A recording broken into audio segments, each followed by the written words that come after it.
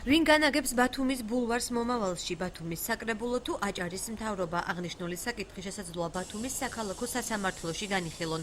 საკითხი მას შემდეგ გახდა აქტუალური, რაც ბათუმის საკრებულოს უკანასკნელ სხდომაზე ბულვარის დაბრუნების საქმის წარმოების დაწყება ერთხმად გადაწყვიტეს.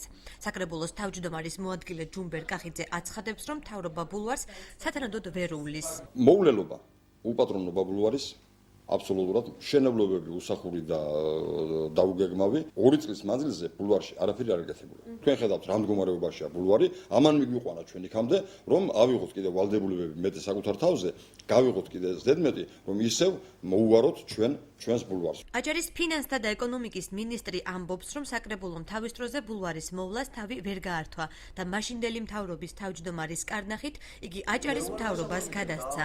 დავით ბალაძე ბულვარის დათმობას არაპირებს და მიიჩნევს, რომ საკრებულო მის მოვლას თავს ამჯერადაც ვერ გაართმევს. რაღაცები კეთდება, რაც წლების განმავლობაში არ გაკეთებულა ბულვარში, ამიტომ ვერ დავეთანხმები ჩვენს ოპონენტებს იმ ნაწილში, რომ ბულვარში არაფერი არ კეთდება.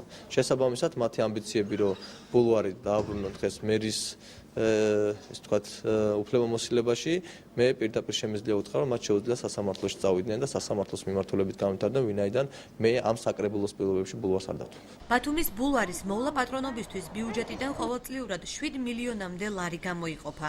აჭარის ფინანსთა სამინისტროს ინფორმაციით ბულვარის შემოსავალი 550,000 ლარია, რაც წინა წლების შემოსავალს 5-ჯერ აღემატება.